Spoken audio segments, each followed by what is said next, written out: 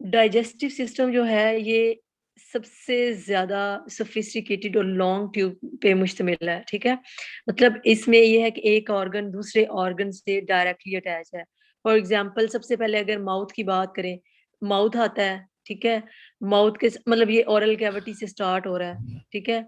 Mouth आता है, mouth के बाद फेरिंक्स है, फेरिंक्स के बाद स्मॉल इंटेस्टाइन आ जाती है, सॉरी स्टमक है, स्टमक के बाद स्मॉल इंटेस्टाइन है, ठीक है? फिर लार्ज इंटेस्टाइन आ जाती है। लार्ज इंटेस्टाइन के बाद मतलब आगे से मतलब एक पूरी ट्यूब है, ठीक है? जो एक-दूसरे से डायरेक्टली अटैच है और डाइजेस्टिव सिस्टम के जो ऑर्गन्स हैं ना, इनकी जो इम्पोर्टेंट बात है, वो ये है कि इसकी इस तरह से लाइनिंग होती है इसकी इंटरनल स्ट्रक्चर की कि इनके अंदर ये इनकी मतलब कैरेक्टरिस्टिक होती है कि ये फूड को फर्दर प्रोसीड करवाने में हेल्प करते हैं, ठीक है? मतलब आगे-आगे मूव करवाते जाते हैं। दूसरी बात कि डाइजेस्टिव सिस्टम का एक ही पर्पस होता है कि जो कॉम्प्लेक्स मॉलिक्यूल हैं, जो बड़े वाले मैक्रो मॉलिक्यूल उनको स्मॉल में करना, ठीक है?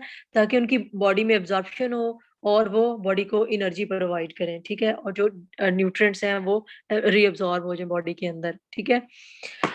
सबसे पहले स्टार्ट करते हैं बेटा हम माउथ। माउथ से स्टार्ट होता है हमारा डाइजेस्टिव सिस्टम, ठीक है? सबसे पहले हम माउथ से फूड लेते हैं, ठीक है? अब माउथ में अगर हम देखें तो सबसे पहले हमारे टीथ आते हैं। टीथ क्या करते हैं? टीथ हेल्प करते हैं जो फूड पार्टिकल्स को ब्रेक डाउन करने में, ठीक है? और उसके बाद जो आती है टंग, आपकी ज़ुबान आती है। ज़ुबान जो होती है एक तो ये कि बेटा वो जो फूड पार्टिकल्स हैं उनको रोल ओवर करने में हेल्प आउट करती है। दूसरा उसके ऊपर टेस्ट बड्स होते हैं जो अकॉर्डिंग टू टेस्ट बॉडी जो फूड होती है उसका हमें टेस्ट देते हैं, ठीक है? उसके बा उसके बाद बेटा जो आप कहते हैं ना ये माउथ जो होता है उसके अंदर बेटा कुछ एंजाइम्स भी होते हैं, ठीक है? मतलब ग्लैंड्स भी हैं, एंजाइम्स भी हैं, ठीक है? इसमें सबसे पहले जो प्रोमिनेंट है वो एमाइलेज। एमाइलेज जो होता है ना वो कार्बोहाइड्रेट्स की करवाता है, ठीक है? ब्रेकडाउन। अमाइलेज जो है वो कार्बोहाइड्रेट्स को पॉलीसैकेराइड में करवाता है, जिससे सबसे पहली डाइजेशन है जो यहाँ से स्टार्ट होती है, ठीक है? Mouth breaks up food particles इनको इनटू स्मॉल पार्टिकल्स, ठीक है? एक बात इनको करता है। दूसरी बात ये कि जो सलाइवा होता है आपका मतलब इसके अंदर ग्लैंड्स होते हैं, सलिवरी ग्लैंड्स जिनको कहते हैं, ठीक है? ये जो ग्लैंड्स होते हैं दूसरा ये कि जो मतलब सलाइवा होता है उसको ज़रा सॉफ्टन करता है फूड पार्टिकल्स को, ठीक है? क्रंचिंग होती है, स्मॉल पार्टिकल्स में डिवाइड होती है, सलाइवा होता है, ठीक है? और अमाइलेज जो होता है वो कार्बोहाइड्रेट से पॉलीसैकेराइड मतलब आगे से कार्बोहाइड्रेट्स की ब्रेकडाउन करवाता है, ठीक है? और डाइजेस्ट करता है पॉलीसैकेराइड्स को, ठीक है? उसके बाद जो नेक्स्ट है वो है फेरिंक्स। फेरिंक्स से सिर्फ़ आपकी फूड जो है वो स्वेलो होती है, ठीक है? फेरिंक्स को हम आगे रेस्पिरेटरी सिस्टम में डिटेल से पढ़ेंगे, ठीक है? इसका क्या फंक्शन है। उसके बाद है इसोफेगस। इसोफेगस को ना पाइपलाइन भी कहते हैं, ठीक है? मतलब पाइप होता है, जहाँ से जो फूड है वो ट्रांसपोर्ट होती है, ठीक है? आपका जो बेटा जो ओवरऑल जो डाइजेस्टिव सिस्टम है ना, इसको गट भी कहते हैं, ठीक है? गट या एलिमेंट्री कैनाल भी कहते हैं, सही है? उसके बाद आ जाता है बेटा आपका स्टमक, ठीक है? अब जो स्टमक है ना, वो वैसे वो साइज़ में इतना ज़्यादा नहीं होता, लेकिन जब फूड आती है ना, तो वो अपना साइज़ एक्सपैंड कर लेता है ऑन रिसीविंग फूड, ठीक है? मतलब ये जो स्टमक होता है, एक बैग की तरह की इसकी शेप होती है। मतलब पहले इतना ज़्यादा एक्सपेंडेड फॉर्म में नहीं होता, लेकिन जब फूड का अराइवल होता है, तो ये एक्सपैंड हो जाता है, ठीक है? जो स्टमक है, उसके अंदर 3 ग्लैंड्स होते हैं, ये आपने बात याद रखनी है, ठीक है? स्टमक के अंदर 3 ग्लैंड्स होते हैं और वो ग्लैंड्स का क्या पर्पस होता है, वो गैस्ट्रिक जूस जो है वो प्रोड्यूस करवाते हैं, ठीक है? सबसे पहले है बेटा एचसीएल होता है, म्यूकस होता है और थर्ड पे है पेप्सिन, ठीक है? अब जो एचसीएल है ना वो इनिशिएट करवाता है, ठीक है? मैं आपको बताती हूँ वन बाय वन के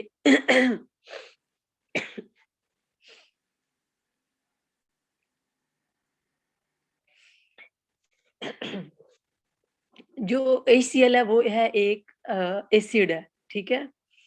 अब जो पेप्सिन होती है ना, पेप्सिन स्टमी के अंदर जो है एक एंजाइम होता है, ठीक है, जो कि प्रोटीन्स को डाइजेस्ट करवाता है, ठीक है। गैस्ट्रिक चीफ सेल्स होते हैं, ठीक है, वो क्या करते हैं कि पेप्सिन को रिलीज कराते हैं एज अ इनएक्टिव फॉर्म, ठीक है, जिसको पेप्सिनोजेन कहते हैं, ठीक है। गैस्ट्रिक सेल्स जो होते हैं वो पेप्सिन जो है उसको रिलीज करवाते हैं, लेकिन जो वो पेप्सिन रिलीज होता है वो एक्टिव फॉर्म में नहीं होता, वो इनएक्टिव फॉर्म में होता है, और जो इनएक्टिव फॉर्म होती है उसको पेप्सिनोजेन कहते हैं, ठीक है। उसके बाद है कि जो स्टमी की लाइनिंग होती है ना, मतलब स्टमी की इंटरनल लाइनिंग होती है, उसके अंदर पेराइटल सेल्स होते हैं, ठीक है। पेराइटल सेल्स जो होते हैं वो HCl को सिक्रेट करवाते हैं, ठीक है। पेराइटल सेल्स, पहले हमने बात की गैस्ट्रिक सेल्स की। गैस्ट्रिक सेल्स क्या करते हैं, पेप्सिन सिक्रेट करवाते हैं, जो कि इनएक्टिव फॉर्म में होती है, और इनएक्टिव फॉर्म में पेप्सिन को पेप्सिनोजेन कहते हैं, ठीक है। अब गैस्ट्रिक सेल से पेप्सिनोजेन आ गई, ठीक है। फिर क्या होता है कि पेराइटल सेल्स होते हैं आपकी स्टमक की इनर लाइनिंग में, ठीक है, जो HCl को सिक्रेट करवाते हैं, ठीक है। अब जब HCl सिक्रेट होता है तो जो स्टमक की पीएच होती है ना, उसको लोअर कर देता है, और आपको पता है जब पीएच लो होती है तो एसिडिटी ज्यादा होती है, ठीक है। अगर किसी भी चीज की पीएच है 1 है, 1.5 है, 2 है, 3 है, तो वो हाईली एसिडिक होता है, ठीक है। अब ये जब ये स्टमी की HCl जो है वो पीएच को कम कर देता है, तो क्या होता है, जो आपका जो एसिड लेवल है वो बहुत ज्यादा हो जाता है, ठीक है। और ये क्या करता है, इनएक्टिव पेप्सिनोजेन को एक्टिव मीन पेप्सिन में कन्वर्ट कर देता है, ठीक है। अब पेप्सिन क्या है, पेप्सिन क्या करता है, पेप्सिन डाइजेशन करवाता है प्रोटीन्स की, ठीक है। दूसरा ये कि ये जो जर्म्स होते हैं, ठीक है, उनको किल करवाने में भी हेल्प आउट करता है, ठीक है। उसके अलावा हमने बात की HCl की कि मतलब इससे इनिशिएशन होती है, मतलब फूड प्रोटीन की डाइजेशन की, और हमने साथ बात की पेप्सिन की, कैसे वो इनएक्टिव फॉर्म से पेप्सिनोजेन से पेप्सिन में कन्वर्ट होता है with the help of HCl, ठीक है। उसके बाद हमने बात की कि जो तीसरा होता है ग्लैंड, वो होता है म्यूकस, ठीक है। अब म्यूकस जो होती है बेटा, उसका फंक्शन ये होता है कि वो जो, अब देखिए ना HCl भी आया था, ठीक है, एसिडिक एनवायरनमेंट ज्यादा हो गया स्टमक के अंदर, ठीक है। उसने क्या किया कि प्रोटीन्स को डाइजेस्ट, उसकी डाइजेशन करवाई। अब स्टमक का जो एनवायरनमेंट है वो बहुत ज्यादा एसिडिक हो गया, अगर उसको एज इट इज छोड़ दिया जाए तो वो स्टमक की एसिडिटी तो बढ़ाता रहेगा, ठीक है। तो इस तरह का सिस्टम है स्टमक के अंदर कि म्यूकस जो ग्लैंड्स हैं वो रिलीज होते हैं, वो क्या करते हैं कि हम स्टमक की बात कर रहे थे, ठीक है, कि उसमें किस तरह HCl म्यूकस और पेप्सिन जो है ना, पेप्सिन और HCl मिलके किस तरह प्रोटीन की डाइजेशन करवाते हैं, और म्यूकस किस तरह जो स्टमक की वॉल है उसको प्रोटेक्ट करती है, ठीक है। अच्छा, उसके साथ साथ है लीवर और जो है गाल ब्लेडर है, ये पेंक्रियाज है, ठीक है। जो लीवर है ना वो एक हेल्पिंग ऑर्गन है, ठीक है, जो कि फैट को डाइजेस्ट करता है बाय यूजिंग बाइल जूस, ठीक है। मतलब ये ब्रेक डाउन भी करवाता है, ठीक है, डिफरेंट बायोलॉजिकल मॉलिक्यूल्स जो हैं उनको भी प्रोड्यूस करता है, ठीक है। विटामिन्स को स्टोर करता है, आयरन को डिस्ट्रॉय करता है, मतलब ओल्ड ब्लड सेल्स को, ठीक है। और सब जो इसका मेन काम होता है वो यही होता है कि ये मतलब हेल्पिंग ऑर्गन है डाइजेस्टिव सिस्टम का, एक बात। दूसरी बात, ये जो फैट होती है उसको डाइजेस्ट करता है बाय यूजिंग बाइल जूस, ठीक है।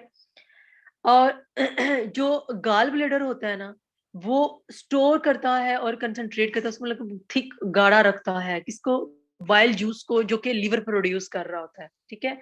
इसको सिर्फ ये काम होता है। उसके बाद था पेंक्रियाज। अब पेंक्रियाज क्या करते हैं, पेंक्रियाज बेटा मतलब प्रोटीन को डाइजेस्ट करते हैं, ठीक है। इसके अलावा जो ब्लड ग्लूकोज लेवल है उसको जो मतलब रेगुलेट करने में ये हेल्प करता है, ठीक है। दूसरा ये कि जो एमल्सिफाइड फैट होती है ना, एमल्सिफाइड फैट, उसको डाइजेस्ट करता है पेंक्रियाज, ठीक है। फैट को किस में करता है, फैट की जब भी डाइजेशन होती है तो वो लाइपेज के थ्रू होती है, ठीक है। ये एंजाइम जो फैट्स के लिए होता है वो लाइपेज होता है, ठीक है। और जो प्रोटीन को भी डाइजेस्ट करता है और उसको ट्रिप्सिन में कन्वर्ट कर देता है, ठीक है। उसके बाद है बेटा स्मॉल इंटेस्टाइन। स्मॉल इंटेस्टाइन जो होता है वो उसका जो मतलब उसकी जो लेंथ है ना काफी ज्यादा होती है, कॉइल्ड मतलब ट्यूब जैसी नहीं होती, कॉइल्ड वो होती है। और ये कॉइल्ड इसलिए होती है क्योंकि इसके अंदर मतलब जो इसका काफी लंबा स्ट्रक्चर होता है, लंबा इतना होता है कि 6 मीटर इसकी लेंथ होती है, ठीक है। अब जो 6 मीटर है उसको इतनी स्मॉल सी जगह में मतलब मैनेज करना और अरेंज करना मुश्किल है। अल्लाह ताला की जात ने इसको इतनी कॉइल्ड पाइप में इमर्ज करके बनाया हुआ है। एक 6 मीटर की लेंथ जो है वो छोटी सी स्पेस के अंदर एडजस्ट हुई हुई है, ठीक है। और जो मैक्सिमम स्मॉल मैक्सिमम एब्जॉर्प्शन है वो स्मॉल इंटेस्टाइन में हो जाती है, ठीक है, मैक्सिमम, ठीक है। इसमें सबसे पहले अगर हम बात करें प्रोटीन्स की, इसमें जो स्मॉल इंटेस्टाइन है उसमें एब्जॉर्प्शन कैसी होती है। अब ये जो बड़े मॉलिक्यूल्स होते हैं जो कॉम्प्लेक्स होते हैं उनको स्मॉल में कर देता है, ठीक है। हमने स्टमक में बात की थी कि वो प्रोटीन्स होती हैं, लेकिन जो स्मॉल इंटेस्टाइन उसमें मैक्सिमम होती है एब्जॉर्प्शन जो है, मतलब बड़े मॉलिक्यूल से छोटे मॉलिक्यूल्स बनते हैं। अगर हम बात करें फैट्स की तो फैट्स जो होते हैं वो स्मॉल इंटेस्टाइन में फैटी एसिड्स में कन्वर्ट हो जाते हैं, ठीक है। कार्बोहाइड्रेट्स हैं तो ग्लूकोज में कन्वर्ट हो जाते हैं, प्रोटीन्स हैं वो अमाइनो एसिड्स में कन्वर्ट हो जाते हैं, लाइक सिंपल फॉर्म में कन्वर्ट हो जाते हैं। और सिंपल फॉर्म में कन्वर्ट होने के बाद ही मतलब उनकी एब्जॉर्प्शन जो है वो पॉसिबल होती है, ठीक है। उसके बाद है लार्ज इंटेस्टाइन, ठीक है। लार्ज इंटेस्टाइन जो होती है, ठीक है, इसकी जो लेंथ है, इसकी जो पाइपलाइन की लेंथ जो है वो 1.5 मीटर है, 1.5। स्मॉल इंटेस्टाइन की हमने कहा वो 6 मीटर है। अब कहाँ 1.5 मीटर और कहाँ 6 मीटर। अब क्वेश्चन तो ये बनता है ना, उसका नाम क्यों स्मॉल इंटेस्टाइन है जबकि उसकी जो लेंथ है वो 6 मीटर है। इसका नाम लार्ज इंटेस्टाइन है जबकि इसकी लेंथ 1.5 मीटर है, ठीक है, क्वेश्चन बनता है, ठीक है। लेकिन आप लोगों ने चूंकि वो सुनना ही नहीं है तो आपने बॉदर ही नहीं किया होना बेटा। वो बेशक उसकी जो लेंथ है वो 6 मीटर है, ठीक है। वो स्मॉल इसलिए है क्योंकि उसका वॉल्यूम लार्ज इंटेस्टाइन के वॉल्यूम से बहुत कम है। ये लार्ज इसलिए है क्योंकि इसका जो हिजम है ना, वॉल्यूम है वो काफी ज्यादा है, उससे बड़ा है, इसलिए इसका नाम लार्ज इंटेस्टाइन। बेशक इसकी लेंथ कम है लेकिन वॉल्यूम उससे काफी ज्यादा है। अब जो मेजर जो होती है ना, मोस्टली आप कह सकते हैं मोस्टली जो एब्जॉर्प्शन है वो स्मॉल इंटेस्टाइन में हो जाती है, ठीक है। अब बची कुची जो है वो लार्ज इंटेस्टाइन में होती है, लाइक रिमेनिंग वाटर रीएब्सॉर्ब हो जाता है, ठीक है। रिमेनिंग सॉल्ट से रीएब्सॉर्ब हो जाते हैं, ठीक है। और अब जो भी चीज एब्जॉर्ब फूड के अंदर मतलब जो भी एक्स्ट्रा है, रिमेनिंग है, जो बची कुची है जो स्मॉल में नहीं हुई वो इसमें हो जाएगी, ठीक है। उसके बाद है बेटा रेक्टम।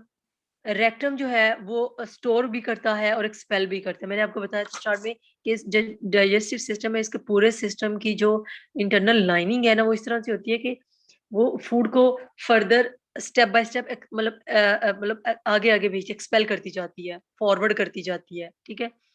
सबसे लास्ट है एनस।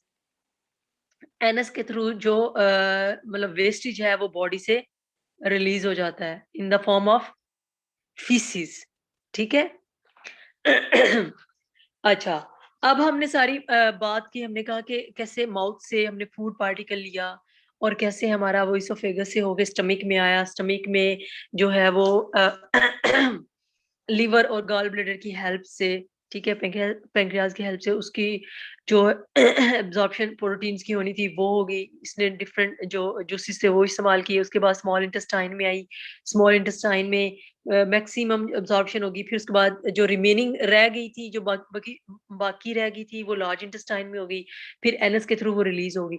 अब फूड का मतलब था कि हमने वो एनर्जी, अब कैसे हम कह सकते हैं कि ये कर रही है। बेटा जो ये सारे ऑर्गन्स होते, स्मॉल इंटेस्टाइन है, लार्ज इंटेस्टाइन, अल्लाह ताला ने सिस्टम रखा है, इसके अंदर स्मॉल फिंगर लाइक प्रोजेक्शंस होती हैं, ठीक है, जिनको विलाई कहते हैं, ठीक है। उसके अंदर जो स्मॉल पार्टिकल्स होते हैं उनकी एब्जॉर्प्शन होती है और उनके साथ ब्लड सर्कुलेशन होती है उनके साथ साथ, जिसके थ्रू पूरी बॉडी में वो न्यूट्रिएंट्स जाते हैं और बॉडी के हर ऑर्गन को एनर्जी प्रोवाइड करते हैं, ठीक है? ये थे डाइजेस्टिव सिस्टम के सारे ऑर्गन्स और वो कैसे एक दूसरे के साथ अटैच थे और कैसे फूड का इंटेक हुआ और कैसे बॉडी के डिफरेंट ऑर्गन से होती होती एब्जॉर्प्शन होने के बाद वो एनस से रिलीज हो गई।